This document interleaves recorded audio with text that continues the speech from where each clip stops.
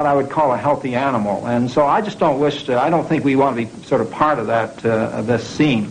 A second reason is that there's the large number of drugs that are given to farm animals. And a lot of these drugs have residues, leave residues in the meat. And again, this is another component of the diet I just don't wish to have any part of. Now, one might say, of course, that vegetables contain residues. They contain pesticide residues, and that's, of course, true. You can't avoid residues.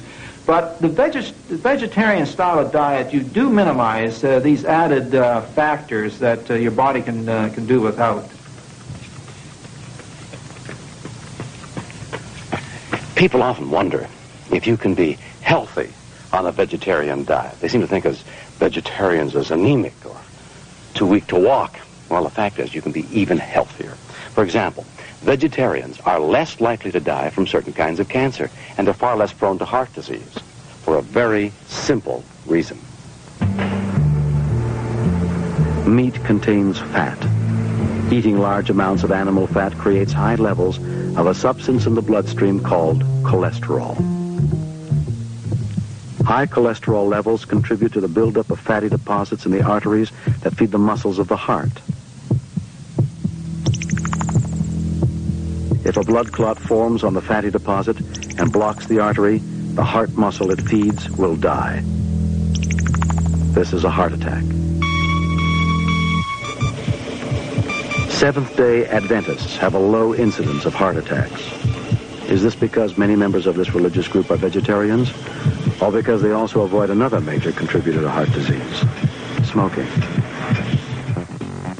A recent study in the American Journal of Clinical Nutrition suggests an answer. This graph represents the death rate due to heart disease among Californian men between the ages of 35 and 64. For non-smokers in this segment of the population, the rate is predictably lower.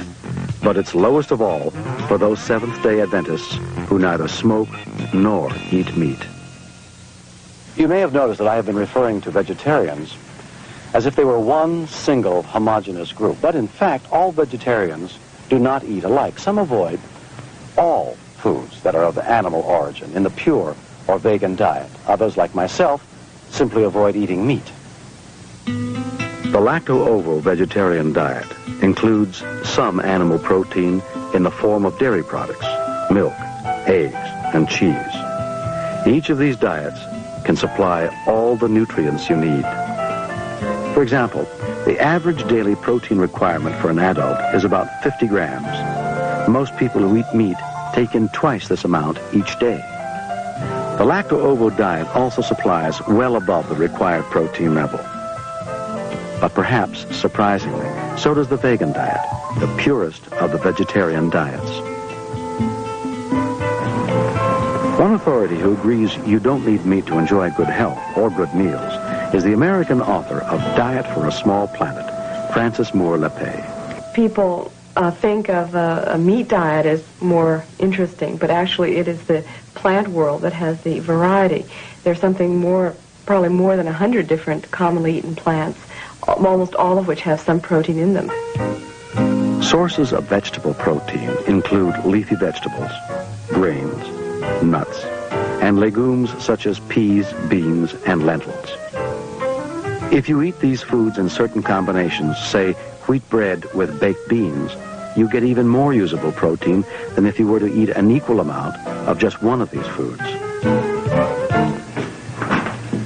A wide variety of vegetables, nuts, grains, and fruits will also supply all the vitamins and minerals you need.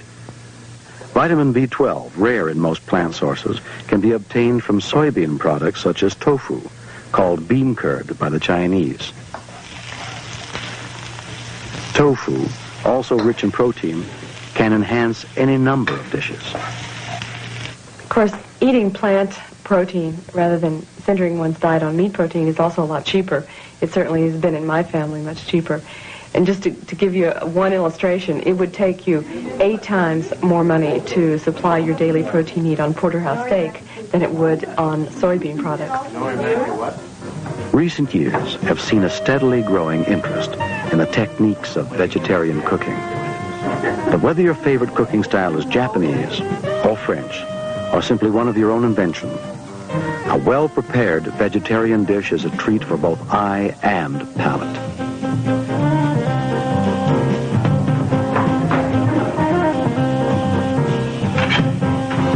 Ok, belle pizze, bella pizza vegetariana.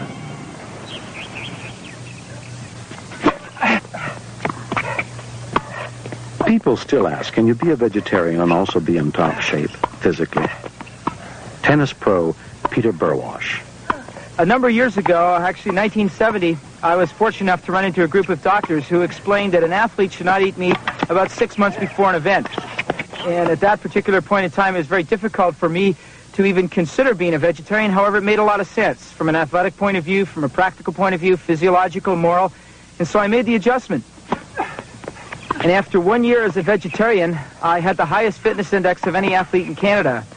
Originally, I was up around number 50 or 60, so I already had a fairly high degree level of fitness anyway. However, once I became a vegetarian, I had a chance to experience a number of different things. My oxygen uptake, my blood flow increased. Not only did I have more endurance, my recovery time was a lot better. Instead of spending 30 to 40 seconds to get my breath back, I was only spending 10 to 12 seconds. Worldwide, there is abundant evidence that vegetarians need and lack energy. In England, the Muchindokai Karate School for Vegetarians.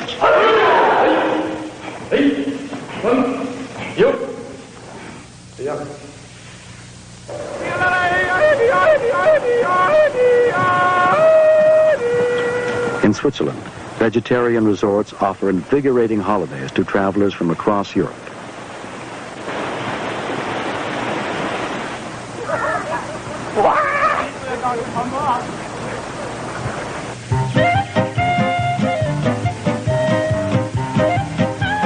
Here near Israel's Sea of Galilee, the vegetarian lifestyle has given rise to an entire community